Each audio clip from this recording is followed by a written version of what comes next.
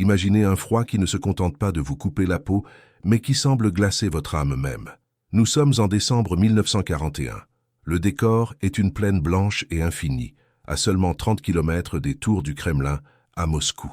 Le vent de Sibérie souffle avec une fureur qu'aucun soldat allemand n'aurait jamais imaginé affronter. Là, au milieu d'une neige qui arrive aux genoux, le major Hans von Kleist, un vétéran décoré et méticuleux, observe ces hommes. Il a toujours eu une confiance aveugle en la supériorité technique de la machine de guerre allemande. Pour lui, la victoire n'était pas une question de si, mais de quand. La Wehrmacht possédait les meilleurs chars, les meilleurs généraux et, par-dessus tout, la meilleure artillerie de la planète. Pourtant, en ce matin sombre, le silence était le son le plus terrifiant de tous. Le major von Kleist donne l'ordre de tirer. Il s'attend à entendre le rugissement assourdissant des canons qui allaient ouvrir la voie vers la gloire finale. Au lieu de cela, ce qu'il entend est un clic métallique, sec et dérisoire. Le jeune soldat Klaus, les mains en sang, parce que sa peau est restée collée au métal gelé de la culasse, tente désespérément de charger l'obus. Le visage de Klaus est pâle, non seulement à cause de la peur, mais aussi à cause de l'hypothermie qui commence déjà à paralyser son corps. Il regarde le major avec des yeux suppliants, comme s'il s'excusait pour un crime qu'il n'avait pas commis. L'huile lubrifiante conçue pour les campagnes éclairs en Europe s'est transformée en une graisse épaisse et gluante, comme une sorte de chewing-gum de fer. Le percuteur du canon n'a tout simplement pas la force de vaincre la résistance de cette huile figée. L'arme la plus puissante au monde venait de devenir un morceau de métal inutile et pesant au milieu de nulle part. Pendant ce temps, à quelques kilomètres de là, le colonel Mikhail Ivanov, un homme qui connaît chaque secret de l'hiver russe, observe l'horizon. Il ne possède pas la technologie de pointe des Allemands, mais il a quelque chose que l'argent et l'ingénierie de Berlin n'ont pas pu acheter, la sagesse de la terre. Les canons d'Ivanov, eux, ne faiblissent pas. Ils ont été préparés avec des mélanges d'huile locale et des techniques rustiques que les Allemands méprisaient, les jugeant primitives. Soudain, le ciel sombre de Moscou est illuminé par des éclairs orangés. Le son que von Kleist voulait tant entendre vient maintenant du côté opposé. C'est le rugissement de l'artillerie soviétique. Les projectiles russes déchirent l'air glacial et explosent avec une précision chirurgicale sur les lignes allemandes, transformant le camp de von Kleist en un enfer de feu et de glace pilée. C'est un choc des réalités que personne n'avait prévu. Comment la plus grande puissance militaire de l'histoire a-t-elle pu être réduite à un groupe d'hommes affamés et gelés, incapables de tirer la moindre balle? Le général Heinz Guderian, le génie derrière les tactiques de la guerre éclair, sentait déjà le désespoir frapper à sa porte. Dans ses rapports, il décrivait une situation catastrophique que Berlin refusait d'accepter. La logistique s'était effondrée. Il n'y avait pas de vêtements d'hiver, pas de nourriture chaude, et désormais les armes mouraient avant même les soldats. Guderian voyait ses chars immobilisés, transformés en cercueils d'acier, parce que le carburant était devenu une sorte de gelée dans les réservoirs. L'arrogance s'est effondrée face à la chimie et à la physique d'un climat impitoyable. Ce qui devait être une marche triomphale pour terminer la guerre avant Noël s'est transformé en le plus grand cauchemar humain jamais enregistré sur un champ de bataille. Le major von Kleist, voyant ses hommes se faire déchiqueter par l'artillerie d'Ivanov, comprit à cet instant que la guerre était perdue. Ce n'était pas seulement une défaite stratégique, c'était l'effondrement d'une idéologie qui se croyait invincible. La nature russe avait décidé du destin du monde. Si vous voulez comprendre comment les détails les plus infimes, comme le type d'huile dans un engrenage, ont changé le cours de l'histoire et renversé des empires, vous êtes au bon endroit. Abonnez-vous maintenant et rejoignez notre légion d'historiens pour vivre le passé comme vous ne l'avez jamais vu. Préparez-vous car ce que nous allons vous raconter ensuite est l'histoire réelle de la façon dont la glace a vaincu l'acier. L'odeur dans l'air n'était pas seulement celle de la poudre, c'était une odeur métallique, âcre, celle du sang qui gelait avant même de toucher le sol.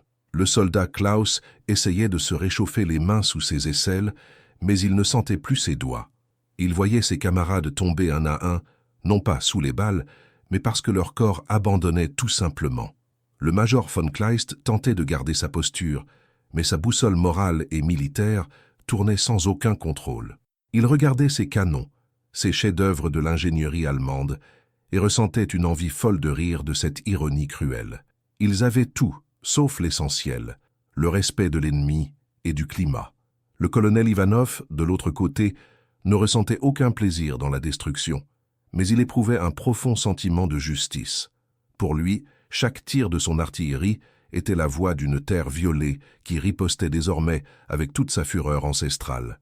Il savait que l'hiver était son meilleur général. Tandis que les Allemands priaient pour que le soleil apparaisse, Ivanov savait que le froid ne ferait qu'empirer. Et c'est dans ce froid que la résistance russe devenait incassable.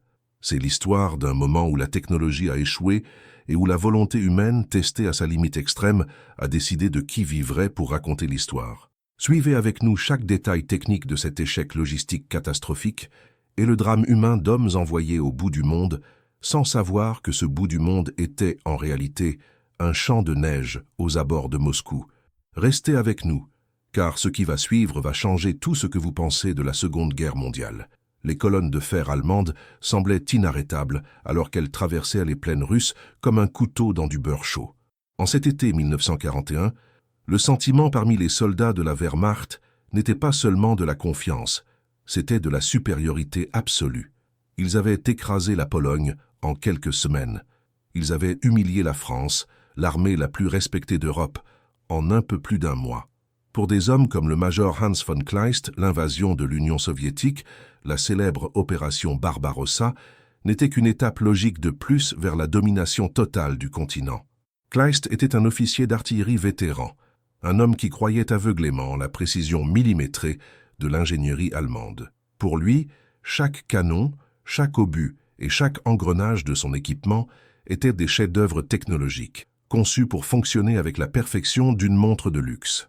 Le soleil de juin brillait fort sur les steppes infinies, et la poussière soulevée par des milliers de chars et de camions créait une brume dorée à l'horizon. Le major von Kleist observait l'avancée avec ses jumelles, voyant les explosions de son artillerie désintégrer les défenses soviétiques avant même que l'ennemi ne puisse réagir. La logistique allemande ressemblait à un monstre invincible, une machine de guerre alimentée par le carburant et une arrogance sans limite. On croyait, du haut commandement jusqu'aux simples soldats dans sa tranchée, que la campagne de Russie se terminerait bien avant que la première feuille d'automne ne touche le sol. Il ne marchait pas seulement vers la guerre, il sentait qu'il marchait vers la gloire éternelle. À l'avant, menant les divisions blindées avec une énergie frénétique, se trouvait le général Heinz Guderian. Il était le père de la Blitzkrieg, la guerre éclair. Pour Guderian, la vitesse était tout. Si les chars s'arrêtaient, l'Allemagne mourrait. Et ils ne s'arrêtaient pas. Ils avançaient de centaines de kilomètres en quelques jours, encerclant des armées russes entières et faisant des centaines de milliers de prisonniers. L'optimisme était tel que la planification pour l'hiver fut laissée de côté. Pourquoi dépenser des ressources pour des manteaux lourds et des huiles spéciales pour le froid si la guerre était gagnée en août? C'était la mentalité fatale qui circulait dans les quartiers généraux.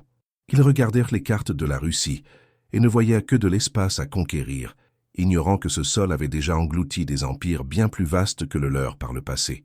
Au milieu de ce chaos de métal et de fumée, nous faisons la connaissance du jeune soldat Klaus. Il n'était qu'un pourvoyeur dans l'unité d'artillerie du major von Kleist. Klaus était un garçon plein de vie, qui écrivait des lettres à sa famille, racontant combien la nourriture était abondante et comment les Russes semblaient être en fuite constante. Pour lui, la guerre était une aventure épique. Il chargeait les lourds obus d'artillerie avec le sourire, convaincu que la puissance de feu allemande était la force ultime de la nature. Klaus et ses camarades riaient de la précarité des équipements russes qu'ils croisaient en chemin. De vieux canons, des chevaux tirant les ravitaillements, des uniformes simples. Ils se sentaient comme des chevaliers modernes affrontant des paysans médiévaux. Ils ignoraient que la simplicité russe était, en réalité, une armure forgée pour survivre à un enfer que les Allemands ne pouvaient même pas imaginer. Tandis que les troupes avançaient vers Smolensk et approchaient de Toula, le major Hans von Kleist commença à remarquer quelque chose qui l'inquiétait. La Russie n'était pas comme la France. L'espace était trop vaste, un vide qui semblait aspirer l'énergie des soldats. Les routes, qui n'étaient que poussière en été, commencèrent à se transformer en rivières de boue avec les premières pluies. Mais la confiance restait inébranlable. Von Kleist nettoyait ses lunettes méticuleusement et disait à ses hommes que la technique allemande surmonterait n'importe quel obstacle géographique. Il avait confiance en ses canons Krupp comme s'ils étaient des extensions de son propre corps. Pour lui, la science et la discipline allemande étaient infaillibles. Mais le destin a un sens de l'humour cruel. Le général Heinz Guderian, poussant toujours ses troupes à la limite, commença à envoyer des rapports inquiétants sur l'épuisement des hommes et l'usure des machines. Mais à Berlin, les voix de la prudence étaient étouffées par les cris d'une victoire imminente. Ils ignorèrent les leçons de Napoléon Bonaparte. Ils ignorèrent le fait que l'hiver russe n'est pas seulement une saison, c'est une arme de destruction massive. Les Allemands avaient testé leurs canons sur des terrains d'essai en Allemagne, où le climat était tempéré et prévisible. Ils n'avaient jamais pris le temps de réfléchir à ce qu'il adviendrait de l'acier et de l'huile lubrifiante quand la température chuterait à 40 degrés sous zéro. Le major von Kleist, toujours si technique, commença à réaliser que le chronomètre de la Blitzkrieg était en retard. Le soleil d'été qui réchauffait la peau de Klaus et de ses amis commença à perdre de sa force. Les nuits devinrent plus longues, et un vent glacial commença à souffler depuis les profondeurs de la Sibérie. Ce vent apportait une odeur de changement, une odeur de fer et de mort. La confiance absolue commença à céder la place à un doute silencieux. Klaus, qui écrivait autrefois sur les victoires, écrivait désormais sur la façon dont le froid de l'aube commençait à lui faire mal aux os. La logistique allemande, qui semblait infaillible, commença à montrer de profondes fissures. Les trains de ravitaillement ne parvenaient plus à suivre l'avancée rapide de Guderian. La nourriture manquait, les munitions manquaient, et par-dessus tout, la préparation pour ce qui allait arriver manquait. L'armée la plus moderne du monde était sur le point d'entrer sur un territoire où la modernité ne valait rien si elle ne pouvait résister à la glace. Le major von Kleist regardait ces canons impeccables sans réaliser qu'ils étaient, en réalité, des géants aux pieds d'argile. La technologie qui avait fait d'eux les maîtres de l'Europe était sur le point de devenir leur plus grand ennemi. L'arrogance de la Blitzkrieg avait créé un aveuglement collectif. Ils croyaient que la volonté humaine et l'ingénierie supérieure pourraient plier la nature russe. Tandis que Klaus tentait de se réchauffer autour de petits feux et que le major von Kleist révisait ses calculs balistiques, le décor était planté pour le plus grand choc thermique et technologique de l'histoire des guerres.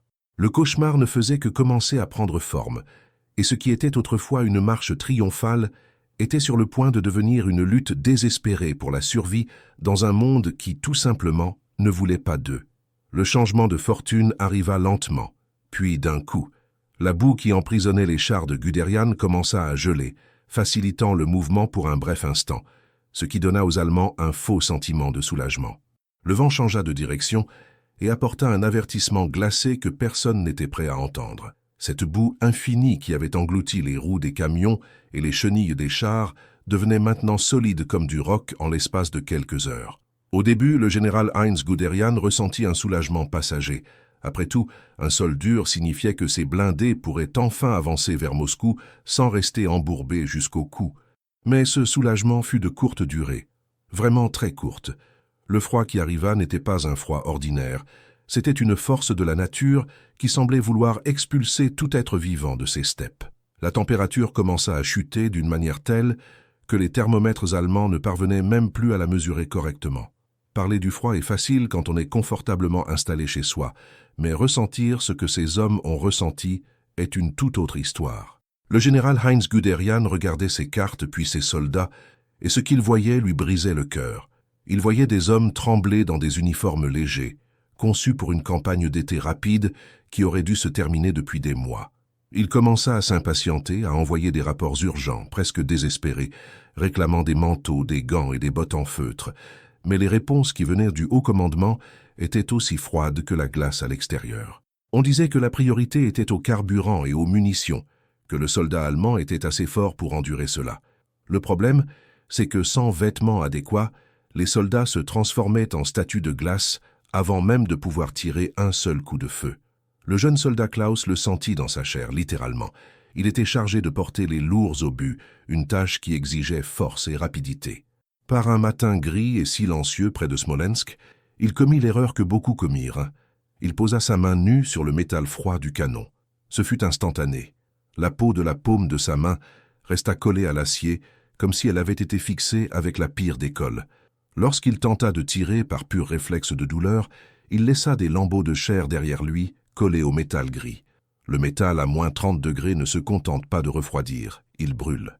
Il détruit les tissus humains comme s'il s'agissait de feu, Klaus regardait ses mains ensanglantées et enveloppées dans des chiffons sales, essayant de comprendre comment une machine de guerre qui semblait si parfaite pouvait être aussi cruelle envers ses propres propriétaires.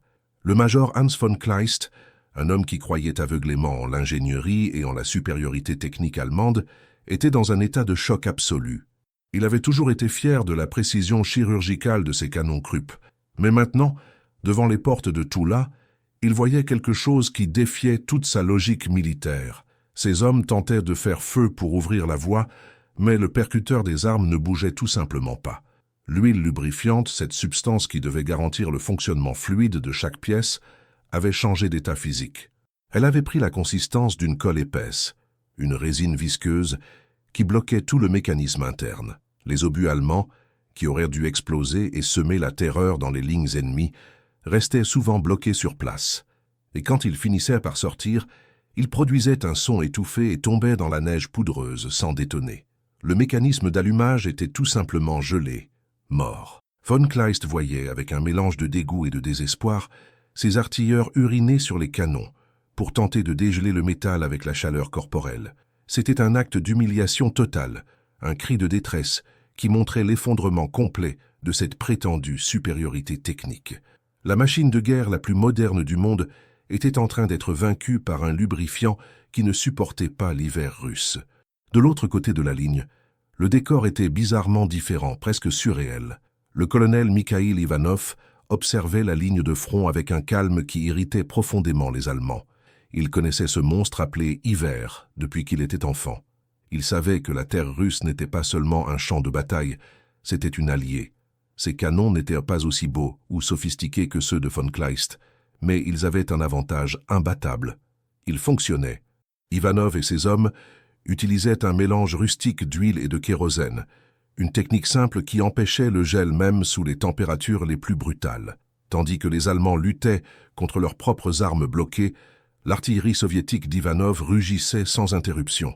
Le son des canons russes déchirait l'air glacial comme un tonnerre constant, un bruit qui empêchait tout le monde de dormir et qui détruisait le peu de santé mentale qu'il restait aux envahisseurs. Ils tiraient encore et encore, sachant que la neige protégeait les fils de la terre et punissait ceux qui avaient osé entrer ici sans invitation. Pour Ivanov, chaque explosion à l'horizon était la preuve que l'hiver avait choisi son camp.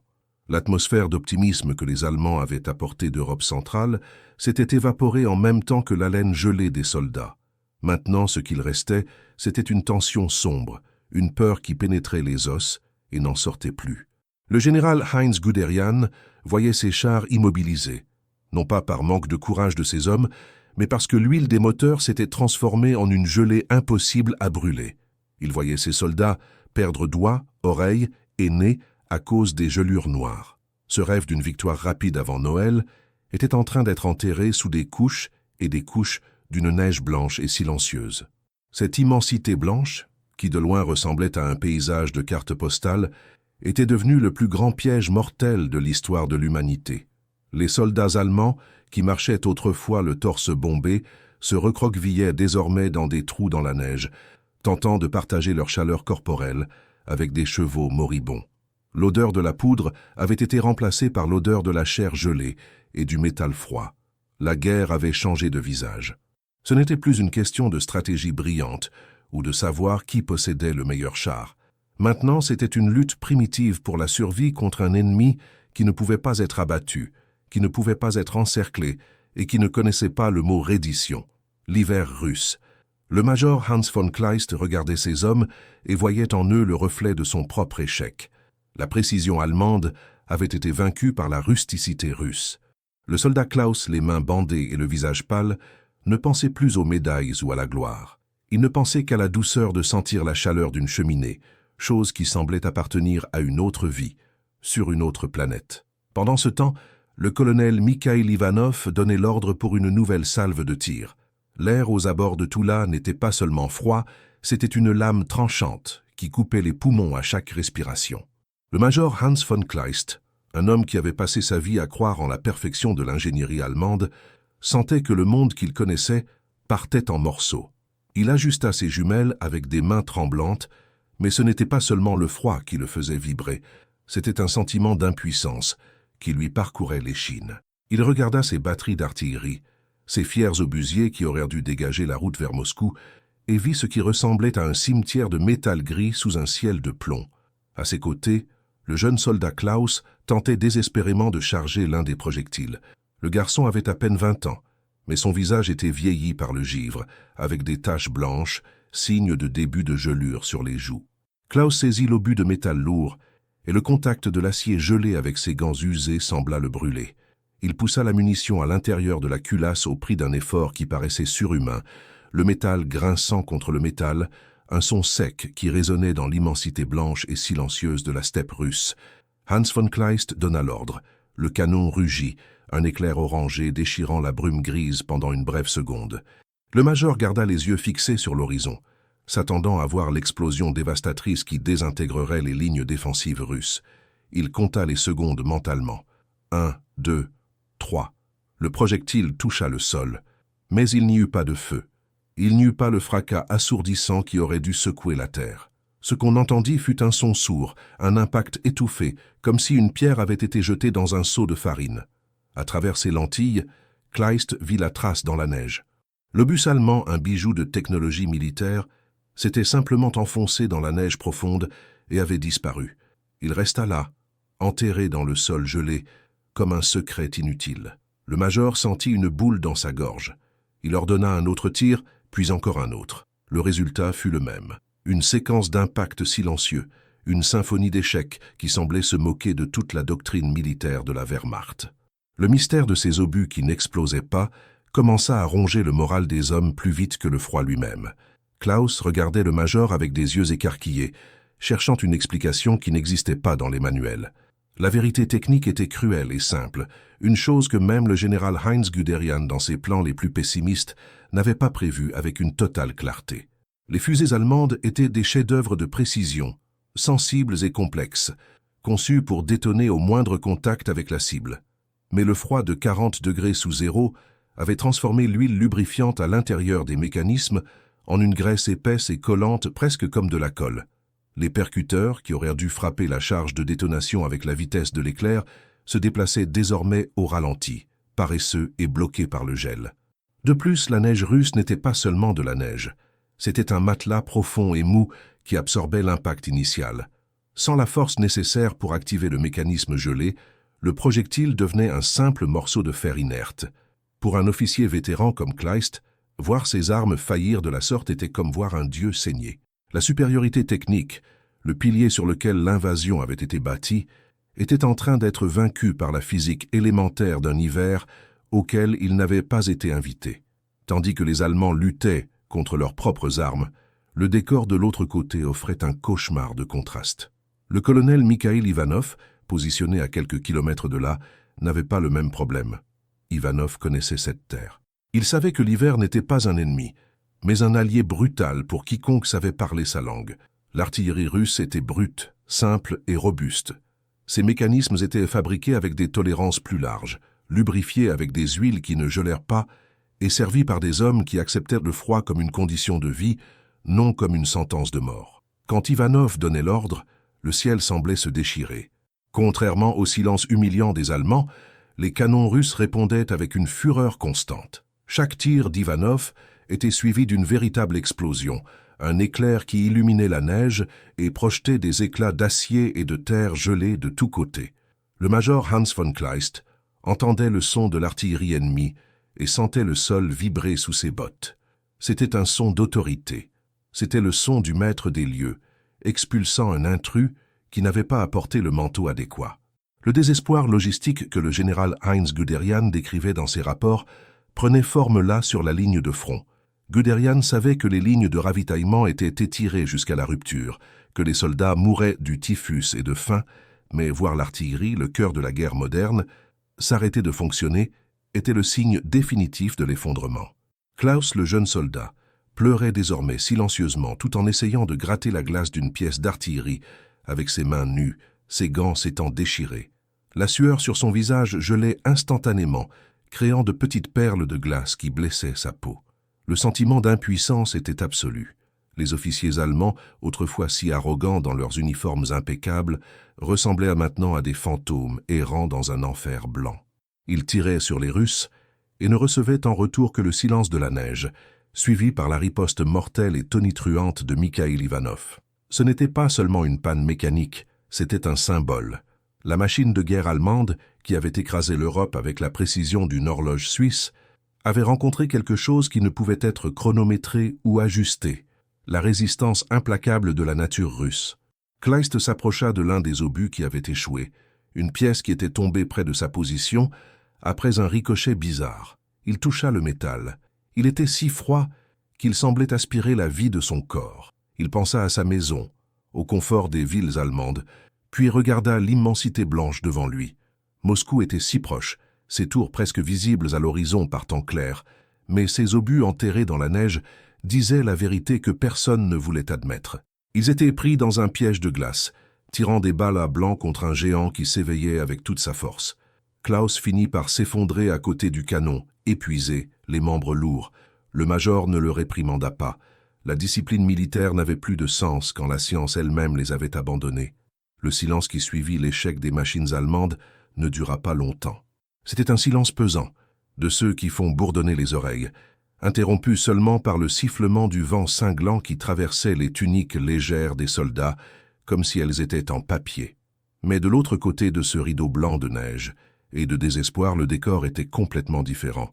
Pour le colonel Mikhail Ivanov, l'hiver n'était pas un châtiment, c'était une vieille connaissance.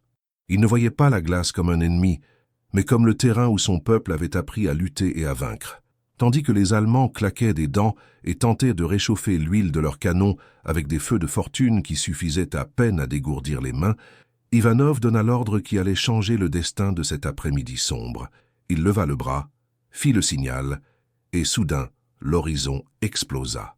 Ce n'était pas un tir isolé. C'était un rugissement qui semblait provenir des entrailles même de la terre russe. Le son était si puissant que le sol vibrait, secouant la neige accumulée sur les casques des soldats allemands.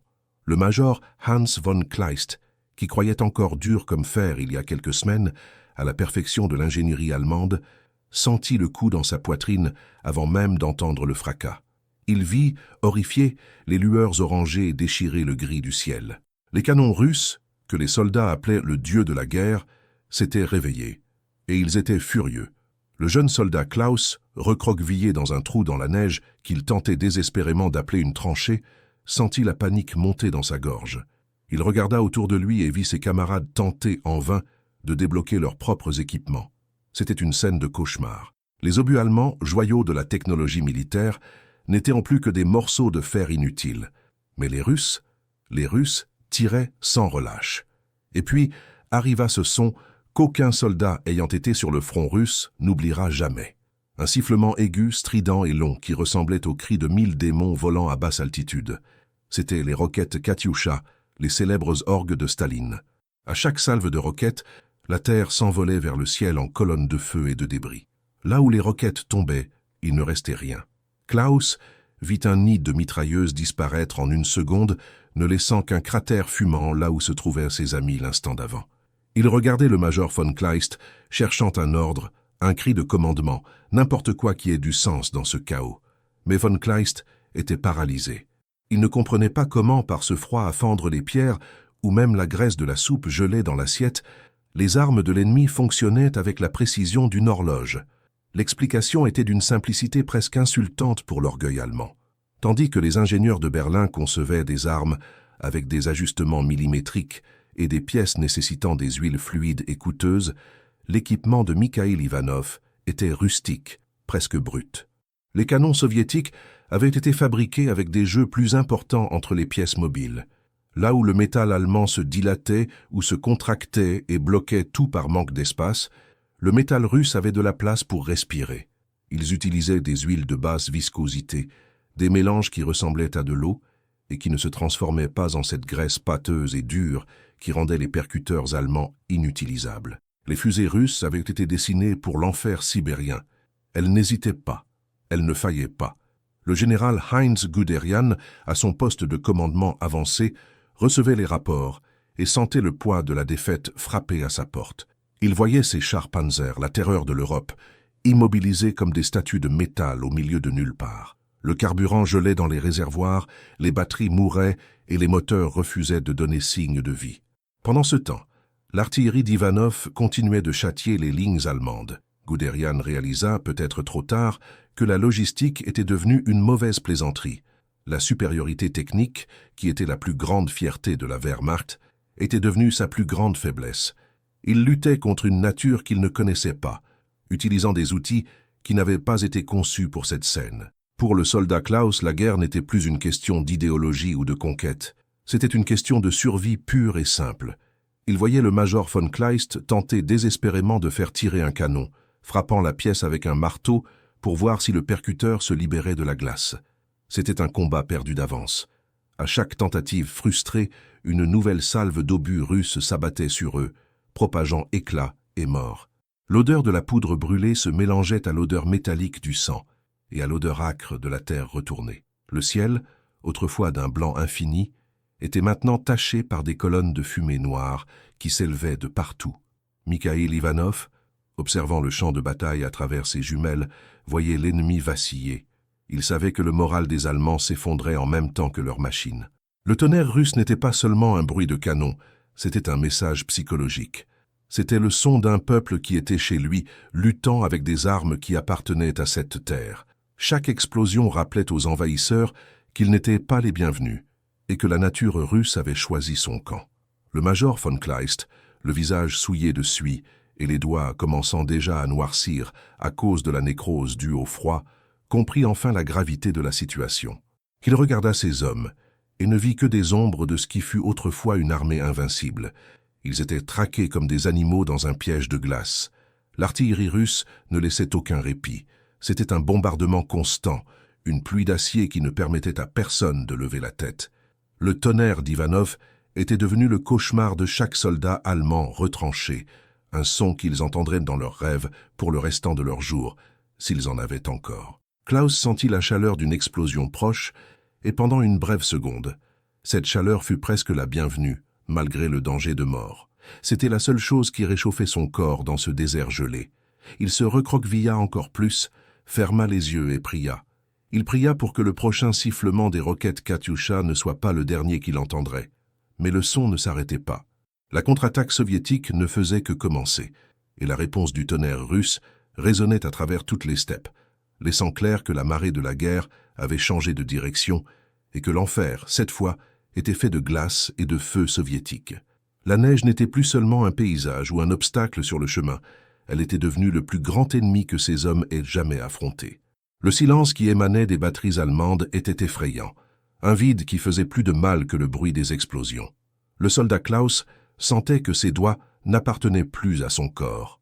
Chaque fois qu'il tentait de toucher le métal du canon, il avait l'impression que sa peau serait arrachée, collée à cet acier qui semblait venir directement du fond de l'Arctique. Il regardait l'obus, cette pièce d'ingénierie qui aurait dû être la fierté de l'Allemagne, et n'y voyait qu'un bloc de glace inutile. Le lubrifiant, qui à Berlin fonctionnait parfaitement, s'était transformé ici, dans les steppes russes, en une sorte de colle bitumineuse, bloquant tout, empêchant la mort d'être lancée contre l'ennemi. Le désespoir pousse l'homme à prendre des décisions que la logique de la guerre interdirait. Klaus, tremblant tellement qu'il tenait à peine debout, prit un vieux chiffon, le trempa dans un peu de carburant et l'enroula au bout d'un morceau de bois. Il avait besoin de feu. Il devait réchauffer le percuteur de cette arme coûte que coûte.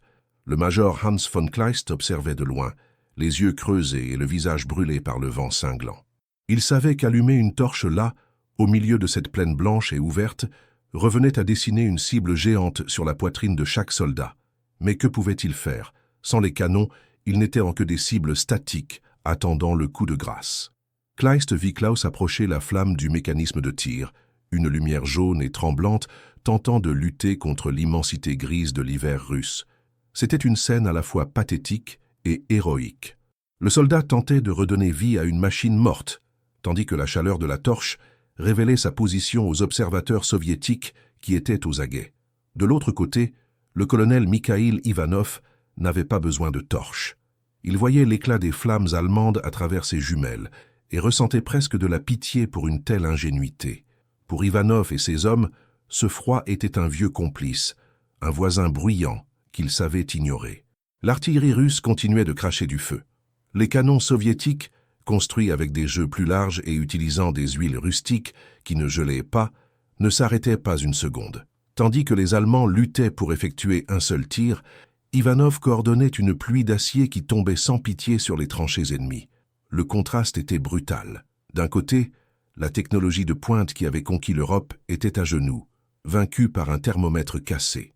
De l'autre, la résilience brute de ceux qui sont nés dans la glace.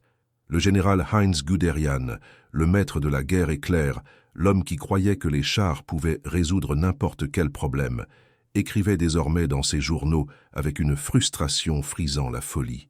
Il voyait ses panzers immobilisés, transformés en monuments d'acier, ne servant à rien d'autre qu'à être des tombeaux pour leurs équipages. Guderian réalisa, peut-être trop tard, que la logistique allemande avait ignoré le facteur humain et le facteur nature d'une manière impardonnable. Ils avaient prévu une guerre de quelques semaines, mais l'hiver ne joue selon les règles de personne. Le moral des troupes s'en allait à volo, tout comme le carburant qui gelait dans les réservoirs. Les soldats regardaient à leur commandant avec des yeux qui appelaient au secours, non à des ordres. Klaus continuait d'être là, essayant de chauffer le canon, mais la chaleur de la torche était insuffisante. Le métal semblait aspirer toute l'énergie du feu. Quand il crut enfin que le mécanisme était débloqué, il tenta de charger l'obus. Le poids de la munition semblait triple par rapport à l'ordinaire. Ses bras, affaiblis par le manque de nourriture et le froid extrême, faillirent un instant. Le canon était là, prêt à tirer, mais le percuteur ne frappait tout simplement pas avec la force nécessaire. Le son était un clic sec, un bruit de néant qui résonnait comme une sentence de mort. Klaus tomba à genoux dans la neige, versant des larmes qui gelaient avant même d'atteindre son menton. Il sentait que la technologie supérieure dont il était si fier était devenue un fardeau, une ancre qui le tirait au fond d'un océan glacé. Le major Hans von Kleist s'approcha de Klaus et posa sa main sur l'épaule du jeune homme. Il n'y avait plus de mots de motivation qui fassent sens à ce moment-là. Kleist regarda autour de lui et vit d'autres soldats faire de même, tentant d'utiliser des journaux, des brindilles, n'importe quoi qui puisse générer un peu de chaleur pour les machines. C'était l'effondrement total de la Blitzkrieg. La guerre de mouvement s'était complètement arrêtée, et ce qu'il restait était une lutte primitive pour la survie. Les officiers allemands, qui dédaignaient autrefois les Russes en les traitant d'inférieurs et de désorganisés, assistaient maintenant médusés à la précision et à la constance de l'artillerie d'Ivanov. L'ennemi opérait avec une efficacité totale, comme si l'hiver était un allié silencieux qui leur servait de couverture. L'épuisement physique n'était qu'une partie du problème. La peur psychologique que plus rien ne fonctionne était ce qui détruisait réellement les hommes de l'intérieur. Si le canon ne tirait pas, si le char n'avançait pas, si la radio ne transmettait pas, que restait-il aux soldats? Seulement son fusil, qui souvent était lui aussi bloqué par le gel. Ils se sentaient abandonnés par leur propre patrie, qui les avait envoyés au bout du monde sans vêtements adéquats, sans ravitaillement, et avec des machines qui ne supportaient pas un véritable hiver. L'image de la Wehrmacht invincible volait en éclats comme du verre sous pression. Chaque explosion russe qui tombait à proximité rappelait aux Allemands qu'ils n'étaient pas les maîtres de cette terre. Le décor à Smolensk et aux abords de Toula était celui d'un cauchemar qu'aucun film ne parviendrait à retrater avec fidélité. Des chevaux morts servaient de nourriture et parfois d'abri improvisé pour ceux qui tentèrent de fuir le vent. L'odeur de la mort se mélangeait à l'odeur du gasoil brûlé et de la poudre qui ne détonnait pas. Les soldats allemands commençaient à avoir une perception terrible. Ils n'étaient plus dans une mission de conquête. Ils étaient dans un piège géant. Et le pire de tout était de savoir que l'ennemi commençait à peine à bouger. Tandis que Klaus tentait inutilement de nettoyer la glace de son arme, il entendit le son de moteurs au loin. Ce n'étaient pas des moteurs allemands. C'étaient des chars T-34 russes, dont les chenilles larges glissaient sur la neige avec une facilité qui semblait surnaturelle. Le sentiment d'impuissance était absolu. Le vent cinglant n'apportait pas seulement la glace, il apportait le silence de la mort technologique. Sur les plaines qui entourèrent Moscou, ce qui fut autrefois une machine de guerre inarrêtable ressemblait désormais à un géant de fer aux pieds brisés. Le général Heinz Guderian, l'homme qui avait appris au monde la signification de la guerre éclair, observait maintenant l'horizon avec un regard mêlant incrédulité et terreur. Il savait que la stratégie sur les cartes de Berlin n'avait plus aucun sens ici, là où l'huile lubrifiante devenait une pâte solide et l'acier aussi fragile que du verre. La logistique allemande, qui aurait dû être le flux sanguin de cette invasion, s'était tout simplement figée. Guderian notait dans ses journaux, avec des doigts presque insensibles, la vision apocalyptique des lignes de ravitaillement. Les trains, qui auraient dû apporter munitions et nourriture, étaient bloqués à des centaines de kilomètres du front. Les locomotives allemandes n'avaient pas été conçues pour cet enfer blanc. Quand la température chutait sous les 30 degrés négatifs, les chaudières ne supportaient tout simplement pas la pression interne face au froid externe et explosaient, projetant des jets de vapeur brûlante sur des conducteurs qui mourraient avant même d'avoir compris ce qui s'était passé. Au milieu de ce chaos, le major Hans von Kleist tentait de maintenir l'ordre parmi ses hommes, mais la réalité était écrasante. Il voyait ses canons, autrefois la fierté de son artillerie, transformés en monuments inutiles. Sans pièces de rechange, bloqués dans des wagons déraillés quelque part en Pologne ou en Biélorussie, toute panne mécanique était une sentence de mort pour l'équipement. La glace pénétrait dans les engrenages, se dilatait et fendait le métal. Ce qui fut autrefois une force offensive dévastatrice n'était plus qu'une ligne de défense désespérée, tenue par des hommes qui tremblaient tellement qu'ils parvenaient à peine à viser. Le soldat Klaus, le jeune homme qui, des mois plus tôt, marchait le torse bombé de confiance, était maintenant l'image vivante de la défaite. Il passait ses nuits à essayer de se réchauffer contre le corps des chevaux qui mouraient par milliers. Ces animaux, essentiels pour tracter l'artillerie lourde sur des chemins où les camions s'embourbaient, ne survivaient tôt pas à l'effort extrême et au manque de fourrage. Klaus voyait les bêtes s'effondrer, leurs poumons brûlés par l'air glacial, et en peu de temps, les carcasses étaient recouvertes par la neige, créant de petits monticules qui ponctuaient le paysage comme des tombes anonymes. Pour Klaus et ses camarades, la guerre n'était plus contre l'ennemi, mais contre la planète elle-même. Pendant ce temps, de l'autre côté du rideau de neige, le colonel Mikhail Ivanov observait l'agonie allemande avec un calme sombre. Il savait que l'hiver était son allié le plus fidèle.